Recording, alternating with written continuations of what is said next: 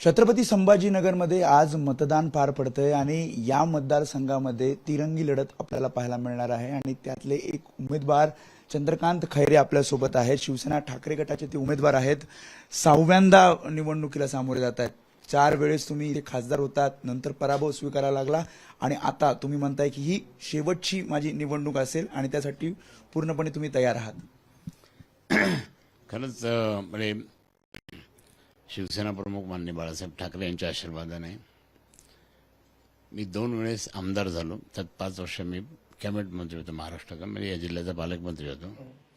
नंतर मग मोठ्या साहेबांनी सांगितलं की तू आता दिल्लीत जा, आणि दिल्लीत मी 4 टर्म काढली। 5वी टर्म त्या ठिकाणी माझी ती थोड्या मताने पराभव झाला होता, पण आता 6वी टर्म त्या ठिकाणी सुद्धा शिवसेना पक्षावरून माननीय उद्धवजी ठाकरे यांनी महाविकास आघाडी म्हणजे शिवसेनेच्या तिकिटावर त्या ठिकाणी मला उभं केलेलं आहे। मी निश्चित सांगतो की संभाजीनगरची जनता पूर्णपणे त्या ठिकाणी महाविकास आघाडी आणि शिवसेनेच्या बरोबर आहे।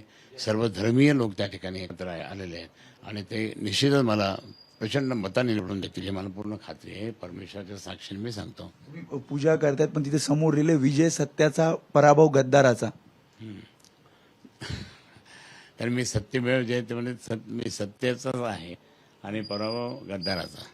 गद्दार त्या ठिकाणी जे आहे, गद्दारानं खरं म्हणजे शिवसेना पक्षप्रमुख माननीय उद्धवजी ठाकरे यांना धोका देऊन जे गेले 40 जण ते परत कधी येऊ शकणार नाही, त्यांचा पराभव होणार। अगदी देवारात लिहिले तुम्ही ते। हो, देवारात त्या ठिकाणी हो। माजी सहकारी संदीपान भुमरे तुमच्या विरोधात उभे आहेत, तर दुसरीकडे इम्तियाज जलील। कोणाचं आव्हान तुम्हाला वाटतंय? नाही, आता कोणाचंच आव्हान राहिलं नाही, कारण कालपासून परवापासून जनतेने पूर्णपणे ही निवडणूक हातात घेतली। तशी जनतेने सगळं त्या ठिकाणी तयारी केली। आमचे पदाधिकारी कार्यकर्त्यांच्यासह, महाविकास आघाडीच्या कार्यकर्त्यांसह शिवसैनिक अगदी कष्टाने काम करायला लागले, परंतु जसा सपोर्ट मिळतो तसा काही यापूर्वी असा सपोर्ट मिळत नव्हता। आज इतका सपोर्ट आहे नागरिकांचा। मी धन्य म्हणतो त्या माझ्या मतदारांना की तुमच्या आशीर्वादाने मी परत दिल्लीत तुमची सेवा करण्यासाठी जाणार आहे, या विभागाची सेवा करण्यासाठी जाणार आहे, हे मला आनंद वाटतो। पण चंद्रकांत खैरे सोबत अंबादास दानवे आहेत आणि आमदार राजपूत आहेत, पण बाकी ठिकाणी तिकडे आपण बघितलं महायुतीचे मंत्री सोबत आहेत, 4 ते 5 आमदार आहेत, तर कसं? नाही, ते गद्दार झालेले। ते महायुतीचे जितके पण जो उमेदवार आहे तो सुद्धा गद्दार आहे। त्यांनी तर त्या ठिकाणी आता दारूच्या वंशॉप सगळीकडे उघडल्या, जमिनी घेतल्या, सगळं केलं, भ्रष्टाचार केला। त्यामुळे लोक कसे मानतील? ग्रामीण भागातील लोक तर त्यांना ते म्हणजे अगदी त्याच्यावर खूप मोठी टीका करतात, कारण त्यांनी जे काही काम मागितलं, साधं गोठ्यामध्ये त्यांनी पैसे घेतले, गाईच्या गोठ्याचं जी स्कीम होती। त्याच्यानंतर मग बाकी सगळ्या याच्यामध्ये जर पाहिलं तर भरपूर त्यांनी म्हणजे पाणंद रस्ते असेल, काही असेल, वाटेल तसं केलं, पैसे टक्केवारीप्रमाणे घेतले आणि म्हणून त्या ठिकाणी ते काहीच नाही, परंतु गद्दारी केली, हे सगळ्यात महत्त्वाचं। असं म्हणतात, प्रचार करताना म्हटले की 20 वर्षात खैरेंनी केलं काय, अशा प्रकारे ते विचारत होते। तर कोणत्या मुद्द्यावर ही निवडणूक चंद्रकांत खैरे जिंकतील? मी या ठिकाणी सांगतो, या जिल्ह्यामध्ये शहरामध्ये शांतता प्रस्थापित झाली पाहिजे, एक। दुसरी म्हणजे या ठिकाणी रोजगार मिळण्यासाठी डीएमआयसीच्या माध्यमाद्वारे खूप मोठे प्रोजेक्ट आले पाहिजे, ते मी आणणार। त्याचप्रमाणे पाणी पुरवठ्याची योजना ही पूर्ण कार्यान्वित करणार की जी हे करू शकले नाही, आणि पाणी जनतेला पाणी मिळालं पाहिजे ही माझी पूर्ण, कारण मी ही स्कीम दिल्लीतून त्या ठिकाणी मी तयार केली होती, काँग्रेस गव्हर्नमेंटकडनं मी आणली होती, पण ही काही दुष्ट लोकांनी ती बंद पाडली। पण आज मात्र त्या ठिकाणी पाणी पुरवठ्याची योजना असली पाहिजे, सिवेजचं यशस्वी झालं पाहिजे, या शहराचं डेव्हलपमेंट खूप मोठं झालं पाहिजे, ही भूमिका माझी आहे आणि मी ते करणार। आणि हे मी ऑलरेडी त्या ठिकाणी मी सगळं करून ठेवलेलं आहे।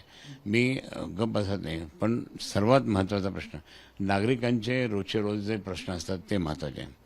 नागरिकांचं त्या ठिकाणी ठीक आहे, एखाद्या वेळेस त्या ठिकाणी आपण डेव्हलपमेंट तर करू, पण त्या भागातला तो नागरिक रस्ता झालाच आहे, पण त्याला त्या ठिकाणी समजा काही अडचण असेल, काही त्रास असेल, काही कोणी त्रास देत असेल, तर त्याचं त्याने निराकरण करणं हे महत्त्वाचं। तुम्ही म्हणता शेवटची ही निवडणूक असणार तुमची? हो, माझी ही निवडणूक आता, कारण मी म्हणजे आता ही 6 वेळेस लोकसभा लढलो, 2 वेळेस आमदारकी लढलो, 1 वेळेस महानगरपालिका लढलो, इतके सगळं। आणि मी अनेकांचे म्हणजे मध्ये मी 2 वेळेस लोकसभा लढवली. ते आमचे एक उमेदवार होते, आता ते गद्दार झाले. ते त्यांनी त्या ठिकाणी त्यांचं पूर्ण मी ते सगळं हे करून त्यांना एकदा निवडून आले आणि दुसऱ्या वेळेस ते पडले. नंतर मग मी खासदार झालो.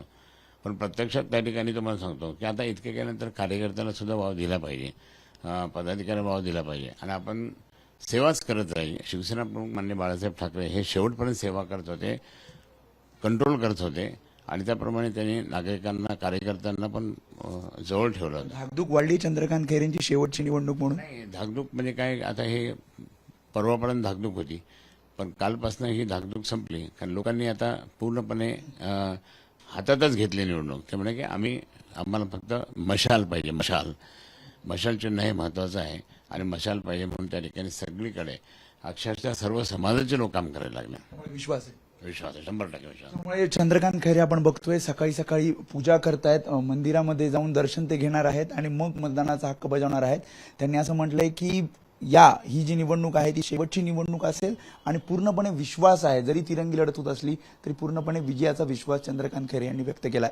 कॅमेरामॅन दीपेश महाजनसह मी वेदांत नेब, एबीपी माझा, छत्रपती संभाजीनगर.